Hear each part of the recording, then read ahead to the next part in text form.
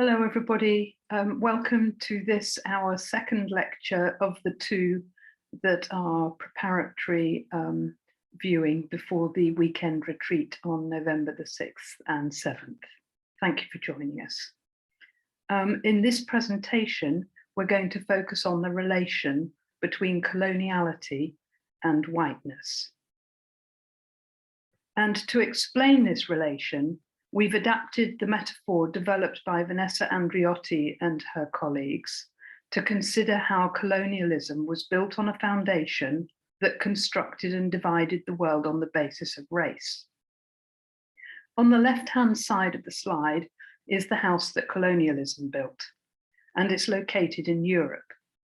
This represents the colonial idea that positions Europe at the center of the world.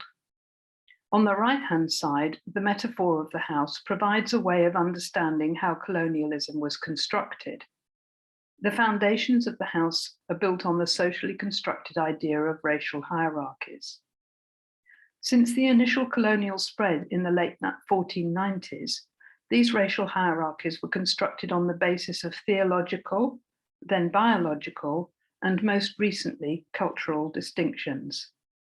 However, although this might have led to different groups being located at different levels of the hierarchy at different times, what has been constant is the location of whiteness at the top of the hierarchy in the most superior position. The walls of the house are built on this foundation of the superiority of white European thought. The left-hand wall represents the assumed superiority and universality of rational thought, and the wall on the right represents the idea of the nation state. It's this foundation and walls that support global capitalism. Inside the house shows how this capital is distributed across the global north and the global south. At the top of the house, the north of the north represents those in the global north that are wealthiest. Within the house, the north of the global south have wealth, and there are those within the global north who might be less wealthy, represented by south of north. The stairs represent the idea of social mobility based on meritocracy. That is, if you work hard, you can get ahead, as we demonstrated in the previous seminar. Finally, located outside the house is south of the south, and this represents those within the global south who have least access to wealth. The metaphor shows how inequities that are inherent in colonialism are going to continue unless the house is dismantled, starting with its divisive, racialized foundation. So Walter Mignolo describes coloniality as the darker side of Western modernity, a complex matrix of power that has been created and controlled by Western men and institutions from the Renaissance, when it was driven by Christian theology, through the late 20th century and the dictates of neoliberalism. Here we use another image, which is designed to show how a light source that shines on an object casts a shadow. When an object blocks a light source, it casts a shadow. The farther the light source is from the object that blocks it, the longer the cast shadow becomes. And the farther a cast shadow is from the object which casts it, the lighter and softer and less defined become its edges. If we think of colonialism as the object, then the shadow is the legacy, coloniality, that continues to stretch from the 1490s to the present day. The only possibility of removing the shadow is by removing the object itself. So our starting point is therefore the fact that race has no biological basis. It is the social construction that was used to justify the colonial project that promoted white Europeans as superior to all other racialized groups. We're aware that race is sometimes equated with ethnicity. So to distinguish between them, ethnicity refers to groups of people who identify with each other based on common ancestral, social, cultural, religious, or linguistic heritage. Both race and ethnicity are social constructs. However, racial distinctions can be so powerful, so very powerful, that they are felt as real and can have life or death consequences. Leitz in 2015 points out the fluid nature of these categories and that how one's skin color shapes a person's worldview and lived experience is not inherent in an individual, but is determined by society. For example, the definition of the white race has changed over time and has been determined by the people in power. In the United States of America, in the 20th century, the Irish, the Italians, the Greeks, the Jews, and people from Eastern Europe were considered non-white. As a result, they were oppressed like people of color. They gained privilege only when those in power expanded the definition of whiteness to include their nationality. Whiteness is therefore an ideology that was co-constituted with coloniality, creating a hierarchy of privilege as shown in the image on the left. On the right, the image shows how race intersects with a range of other dimensions of identity, creating complex hierarchies of advantage or privilege. Privileges that are only possible through the subjugation and exploitation of those whose identities do not conform to the white, Eurocentric, male Christian norm. For example, Canada is imagined as a meritocracy. And meritocracy is defined by some as the belief that everyone has equal opportunity because we're all basically the same. All that is required to get ahead is hard work, talent, and effort. An example of this is that white settlers worked hard to cultivate their land and to get where they are now. But this ignores the fact that the option to cultivate their success was structurally denied to others and premised on the colonial Eurocentric assertion of terra nullius, which means a land empty and ready for the taking. I'm going to give an example now of my own whiteness and privilege. I was involved in another project in 2012. I was working on a global educational partnership and in South India, working with Dr. Raja, a professor at Gandhigram University in Tamil Nadu. The project had begun in 2009, and after 3 years, we were attending a conference together in a nearby state to present our findings. Through some oversight, I didn't get a conference bag. Raja offered me his conference bag and I refused it, rationalizing that it wouldn't fit into my luggage when I left for home. On the drive back to Tamil Nadu at the end of the conference, Raja told me that his respected colleague, also at the conference, had seen the situation and given Raja his conference bag to give to me. However, I refused again. Raja was very upset, and we had a very heated discussion, at the end of which Raja said he didn't want to work with me again. It was only after some time reflecting, and in fact it was quite a lot later when I started working with Fatima and we talked about this situation, that I understood or began to understand what I had done. And I later came to know this as white superiority and white fragility. I thought my cultural knowledge was superior to theirs. I rationalized refusal of the gift by my own cultural norms, even though I understood the importance of gift giving in Indian culture. I then displayed white fragility by focusing on how my feelings were hurt, rather than how I had hurt Raja's, and by extension, his colleagues' feelings by rejecting their gift. It's a very important lesson for me.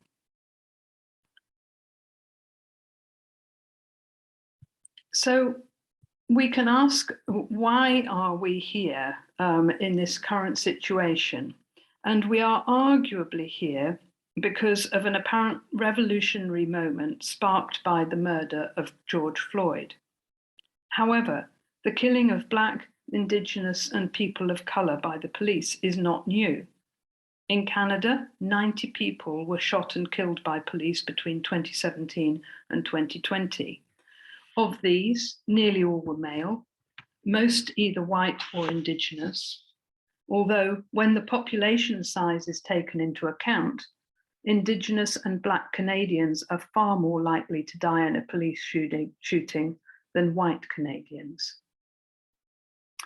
And the feeling that we've been here before, but nothing has changed, is analysed by David Gilbourne when discussing another case, that of the murder of Stephen Lawrence, a Black school student in 1993 in the UK. And Stephen uses the concepts of interest convergence and contradiction closing cases, ideas that are drawn from critical race theory.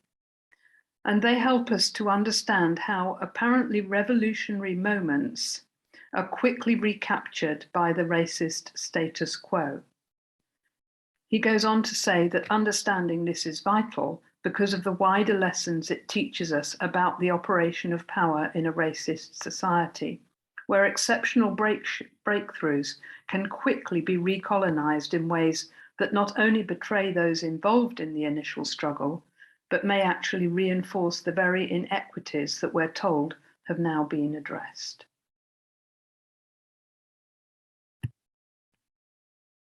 And so the need to focus on whiteness is important and is supported by these quotes. So many, if you take the first quote is by Calvin Popal, many white people take their identity for granted in ways that no non-white or Black person is able to do so. Non-white and Black people are constantly aware of their identity, particularly in relation to how they're positioned with whites. And there are several features of whiteness, including that it is relational and in that it defines other, in defining itself, it defines the other, or in defining other, it defines itself. It is fluid, who is included in categories, changes over time. It is also unconscious, in a state of unconsciousness, and it places white people in a place of structural advantage, so that white cultural norms and practices go unnamed and unquestioned. It is also considered to be universal, as if whiteness described and defined the world.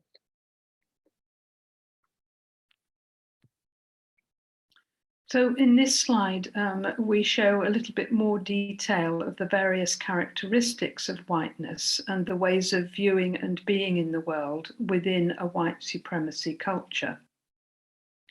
So on the left-hand side, we have a number of key concepts or ideas relating to whiteness, such as white supremacy, white privilege, white fragility, epistemic violence, and colorblindness.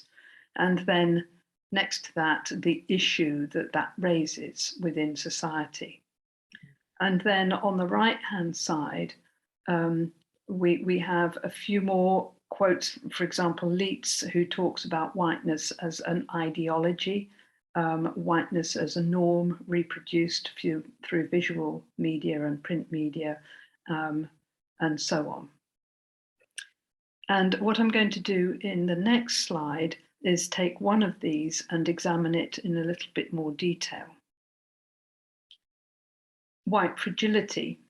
So people from privileged groups have a lot to lose. And as Robin DiAngelo points out, they often develop defensive discourses of victimization that enable them to avoid their discomfort of owning up to their responsibility for and complicity in the racial power and privilege that they wield. And reasons for these reactions will come from a range of different positions. Some may be too interested in the privileges accorded them and not want to give them up. Others may believe their privileges are earned, i.e. through the meritocracy. Others may not care that their privileges are not earned, and yet others may not care about those who are denied those privileges.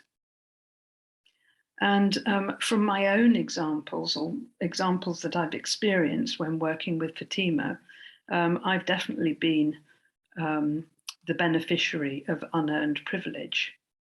I have often been privileged in academic spaces, working with and alongside Fatima at the University of Regina and at the Chinese university that we both went to. as a co-teacher and co-researcher. In China, people deferred to me, even though Fatima was the lead academic on that project. In fact, I was really a hanger-on, to be perfectly honest, because the whole thing was conceived by Fatima. And at the University of Regina, Fatima has presented on her research for a number of years from 2007-8 onwards. And it was only when we started working together around 2014 and 2015, and my name was added to the talks that were given, that more people came to the seminars, as if Fatima's work was only validated by my presence.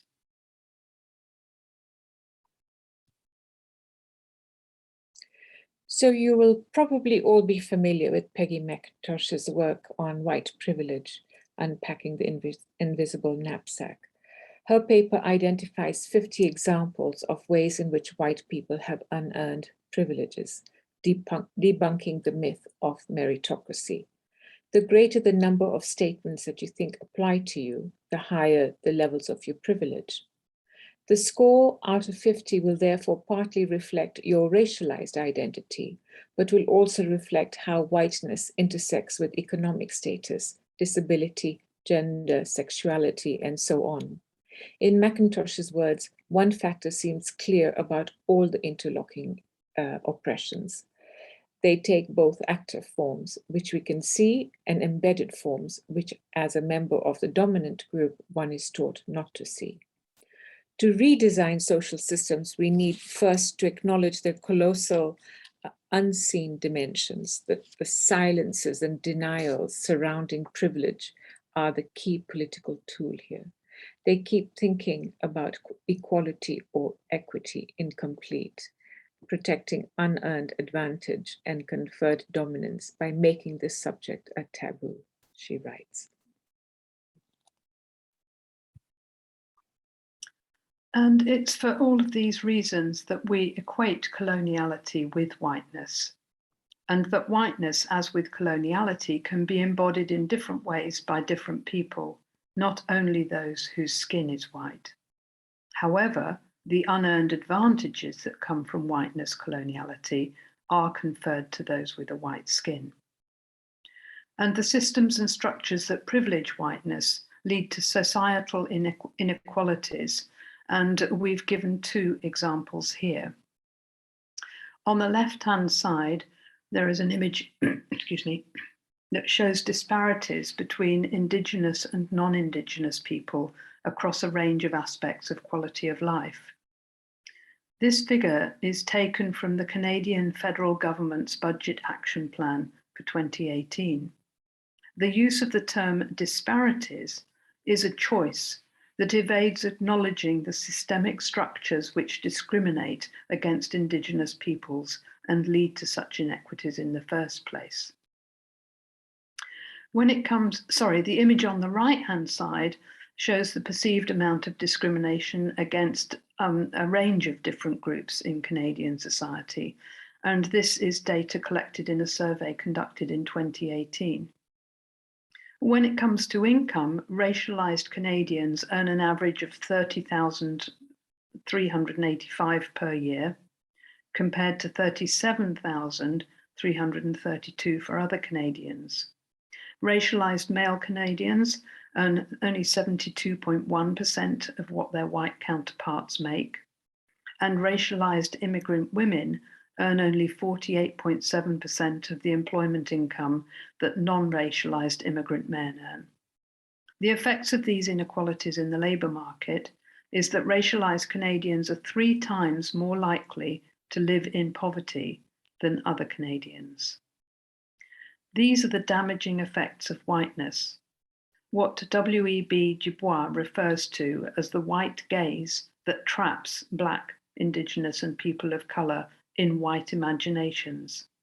Imaginations that consistently put BIPOC in a deficit or inferior position in relation to white superiority, that position the people represented in this slide as the problem, rather than viewing the system that produced such inequities as the problem.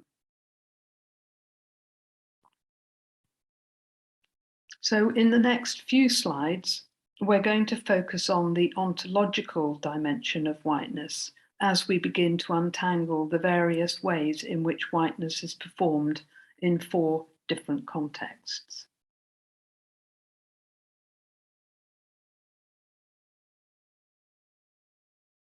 Fatima, you're muted. Europeans believed in hierarchies of intelligence and so on. Charles Darwin was convinced that evolution was progressive and that the white races, especially the Europeans, were evolutionary more advanced than the black races, thus establishing race differences and a racial hierarchy. Darwin's views on gender were also utterly conventional. He stated that the result of sexual selection is for men to be, in quotation marks, more courageous, pugnacious, and energetic than women with a more inventive genius. His brain is absolutely larger. The formation of her skull is to be said to be intermediate between the child and the man. End of quote. One of the consequences of Darwin's theory was the argument that the level of a person's intelligence was influenced by the biological racial makeup. This led to the widespread use of IQ tests in the 20th century. Eugenicists latched onto IQ tests and the apparent gaps that these tests illuminated between ethnic minorities and whites, or between low and high income groups. Some maintained that these test results provided further evidence that socioeconomic and racial groups were genetically different from each other, and that systemic inequalities were partly a byproduct of evolutionary processes. Without a critical untangling of these issues in education, these ideas continue to pass from one generation to the next. For example, there was a news item last year in the San Francisco Chronicle that documented how an emeritus professor of economics, who has retired but continues to teach there, has published writings claiming that the average, in quotation marks, the average level of intelligence in sub-Saharan Africa is quite low. End of quotation. That African-American women are overpaid, in quotation marks, with quotation, relative to their cognitive ability, end of quotation. That brain size varies along racial lines and IQ is linked to brain size, and that people should face issues of eugenics and dysgenics more forthrightly than has recently been the case. IQ is a white concept. It's culturally bound in whiteness, and when used to judge the IQ of people of other backgrounds, it is assumed that these IQ tests can be universally applied, but the cultural context of these tests will privilege white people. These ideas about race and intelligence from Darwinism can be connected to the white savior complex, which is performed through service learning, study abroad programs, volunteerism, and charitable activities. For example, the involvement of the Prime Minister in the WE organization, over which there has been some controversy in recent years. The activities of church-based organizations in the Global South are founded on the Christian idea that it is their mission to save the hearts and minds of people in poverty, an idea closely connected to the colonial project, which seeks to civilize the so-called natives, who they believe to be heathen. We still see study abroad and service learning programs that are emulating these ways of thinking and doing. The pace of growth in such programs gives urgency to calls for discussions about standards of practice, the intended and unintended impact of service learning programs, and the ethical dilemmas that emerge in international engagements, particularly with marginalized and subjugated groups. A growing body of literature offers critiques of such programs. Some studies question the perceived benefits, whilst others ask whether they're a form of neocolonialism, reinforcing many students' sense of privilege and their white savior complex, rather than encouraging them to examine how issues of power and privilege and the historical and political dimensions of colonization have affected local and global relations. Said in 1978 wrote about the impossibility of a good life within Aboriginal paradigms. And this is commonly held belief amongst white people and is typical of the othering process that are part of coloniality. In a study that I conducted a few years ago, I witnessed this as these two quotes from students' written reflections demonstrate. So this is quote number 1. I think that the students attending alternative schools may have learning disorders and or behavioral issues. They may be socially inept and lacking in the area of academics simply because they had not been given proper care and attention in the past. I think the students may come from homes that do not necessarily stimulate their minds and their backgrounds involve at-risk behaviors. I think the students are begging to be helped and to be given a chance at a good life. Quote number 2. It was very rewarding working one-on-one with my student. However, I'm somewhat concerned that because our tutoring ended so abruptly, the students may feel abandoned and discouraged. Layla grew to trust me, and now I'm gone. Throughout the course, my ideas towards social justice issues were challenged and transformed. I engaged with asking the why, wrestling with the issues behind the lives of the students at the school. My eyes were open to the injustices of our society and how truly privileged I am. In these students' views, the service learning component is just that, a powerful being charitable to the weak. Challenging these savior discourses means interrogating power, privilege, discrimination, dominance, and inequities across various intersectionalities of identity, including those of race, gender, religion, and socioeconomic status. And I've witnessed something quite similar, the white saviour complex, during the research project that I referred to earlier, where a UK university took a group of student teachers to India for 3 weeks, as part of which, for 1 week, they stayed in a children's home where they gained experience teaching in the on-site primary school. Prior to the trip, one previous pre-service teacher proudly stated that she had raised £500 through abseiling and was going to take footballs and other things with her to donate to the orphanage. Another student stated that she took part in the study visit because she wanted to experience poverty at first hand, adding that, and these are her words, "If I had the choice, I probably would have picked Africa. I think that's a continent where poverty is highlighted even more." So these raise lots of questions for us. Why is it that organisations in the global north think they need to take students to the global south to learn about care and compassion? Why aren't they learning from their own people?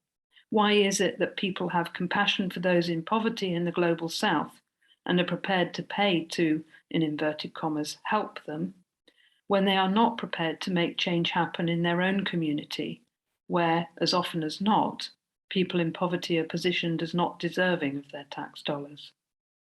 The unintended consequences of these types of actions and practices are exceptionally harmful to the recipients of such programs. Their value seems to be very one-sided.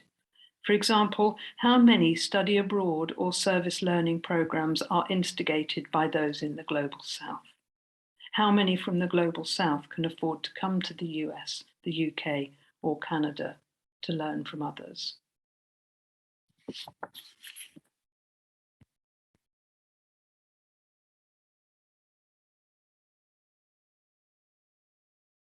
Fatima?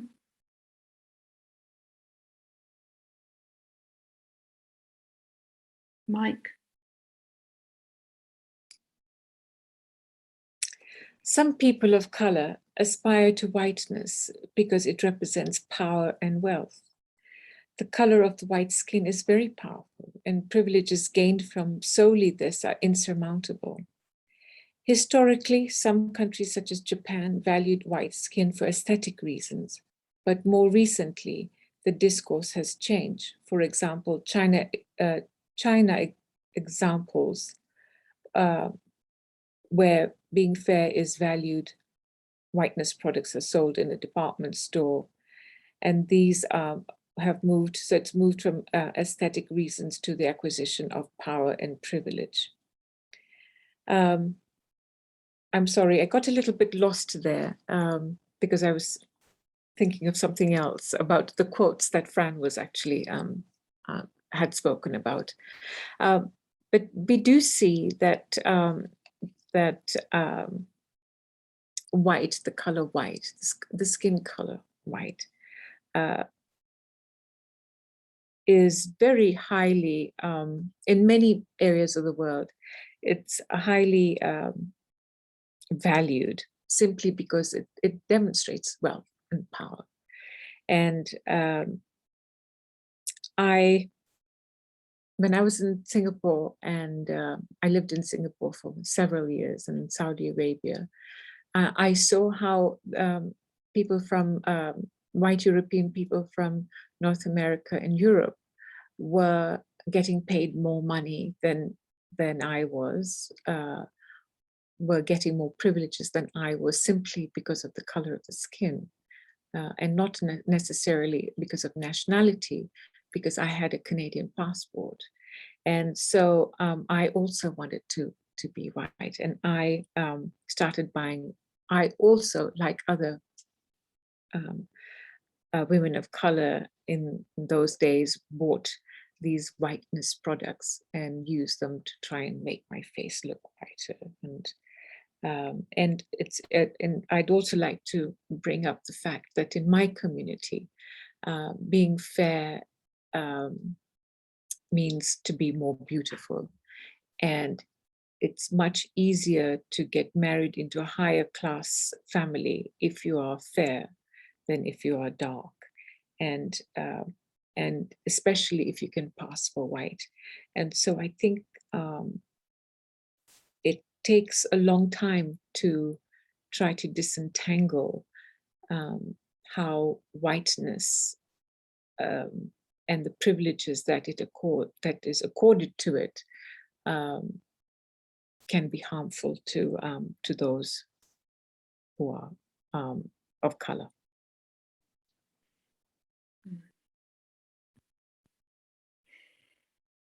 So in this slide, we're going to start bringing it to the ways in which whiteness is embodied in educational relations and relationships. Canada, obviously, is known as a multicultural society, but sufficient space has not been created to understand different ways of being and knowing in education. The imagined community is still white, as we said in our previous lecture, and so too is the teaching profession. One of the ways in which white, middle-class, liberal values are performed in classrooms is in the ways in which many teachers care for their students. A seminal text, Care and Education, from Nell Noddings, states that, and I quote, "The caring teacher strives first to establish and maintain caring relations, and these relations exhibit an integrity that provides a foundation for everything teachers and students do together." End of quote. However, we argue that Noddings doesn't pay sufficient attention to racialized power relations or acknowledge that there may be plural understandings of what it means to care. For example, using critical race analysis, Matthias and Zembailas have argued that care as expressed by white pre-service teachers in the US disguises feelings of disgust for the other. And this form of care is argued to be a colonial objectification of the other, as someone to be pitied for not possessing those aspects of being human that characterize the hegemonic identity that is white, middle class, male, heterosexual, able, and so on. Expressed another way, white people are protected from their own privilege and racism by the liberal discourses that enable them to construct their race-evasive white identities as caring, which in turn enables them to evade their complicities in racist and oppressive systems. Similarly, liberal discourses and actions around diversity and inclusion in the education system are also moves to white innocence. In a recent article, Tithi Bhattacharya in 2021 borrows the term predatory inclusion from Cheryl Harris and applies it to institutional inclusion policies. She says, and again I quote, "I want to repurpose that concept, predatory inclusion, to refer to all the women and people of colour elevated to positions of power in the highest levels of governments, banks, universities, and corporations. It is a means to refract from any criticism and direct attention to the empty form of representation. It is also a way for the system to launder its violence."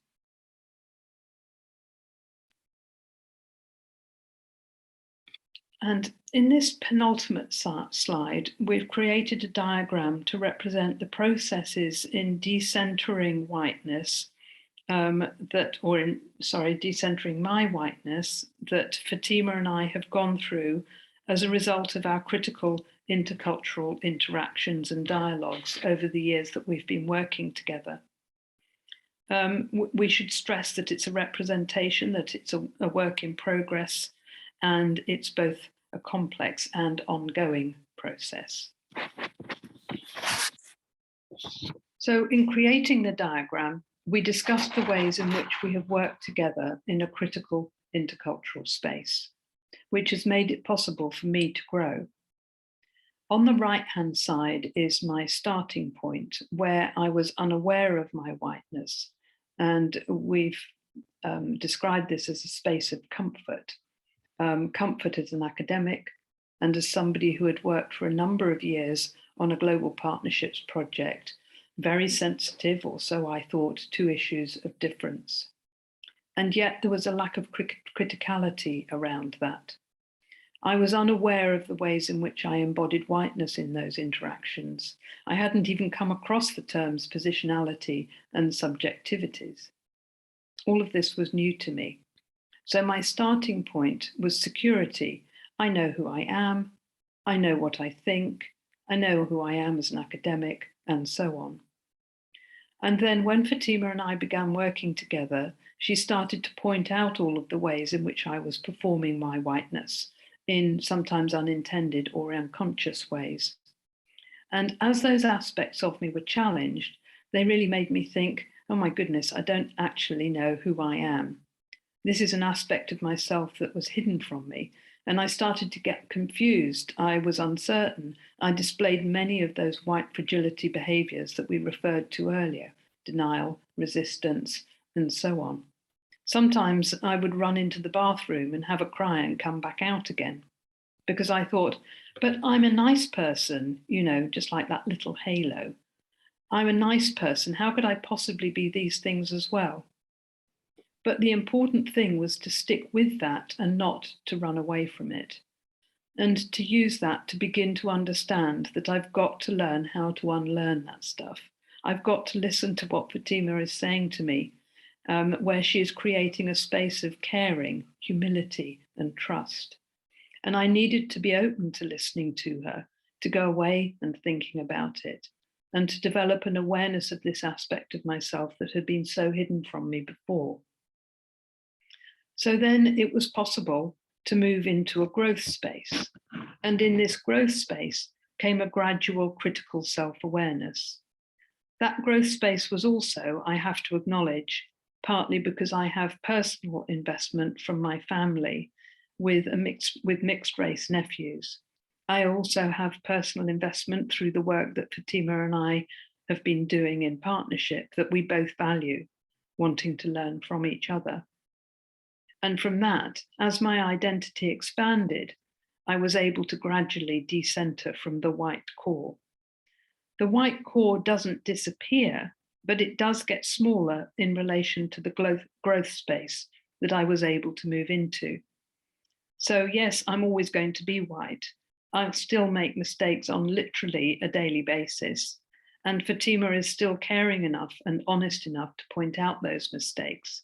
And we talk about them and it's become central to the work that we do together. In fact, I couldn't have done it without Fatima. And we make a little list of some of the core values that we felt were necessary between us to enable this growth to happen. The first one is humility, and then openness, authenticity, honesty, stickability, responsibility, and trust. Do you want to add anything to that, Fatima? Yes, I think honesty is really paramount. You have to be honest with yourself and to be able to acknowledge that these are some of the privileges that you bring to the table. But more importantly, as Fran was speaking, I need to stress that this is not a linear progression, and it will never be linear, because she moved from comfort to growth to challenging, and then she went back to a comfort space, thinking, sometimes, I don't want to deal with this. I want to stay with what I know, or to go back to that comfort space because I just don't want to do it anymore. I'm tired, she would say sometimes. I don't want to worry about the whole world and, people of color. And then after a few days or a couple of days, she'll come back and say, okay, I get it. And then she'll move along. So that movement between comfort and confused and challenging and expanding is always interrelated and always in flux. It's not a stable core, or because the stability is the whiteness that has been ingrained with mother's milk. And so this is all very different, moving through those spaces. So in summary, this is what we've come up with in terms of disentangling whiteness and its relation to the coloniality of education. This requires you to look at yourself in terms of your own identity, your subjectivities and positionality, and your relationship to this land in which all are guests. And you have to look at the geopolitical, historical influences that have made who you are and how these position you in relation to the other. You then also need to look at the curriculum. And so decolonizing education is not about pluralizing education or only pluralizing content. We do need to pluralize the content, but it's actually the relationship to the content and to the space and the people that you're working with. And in terms of pedagogy, you have to ask yourself questions about equity and develop equitable educational relations. So how, for example, how do I position myself and others whilst I teach? How can I be inviting and hospitable to students who are not from the mainstream? And how can I work with them with who they are rather than who I would like them to be? And I think these are the first steps that you need to start thinking about before you can even start thinking about decolonizing the curriculum. Because you can't decolonize the curriculum if you don't understand your identity, if you don't understand your relationship to the geopolitical context that you're in, and how you've been positioned, and how that has influenced your ways of being and doing in the classroom. So those are the things that we would like you to consider in the lead up to the weekend retreat on November the 6th and 7th. Thank you all again for investing the time to listen to these two prerequisite lectures. We hope to meet you at the weekend retreat. Bye-bye.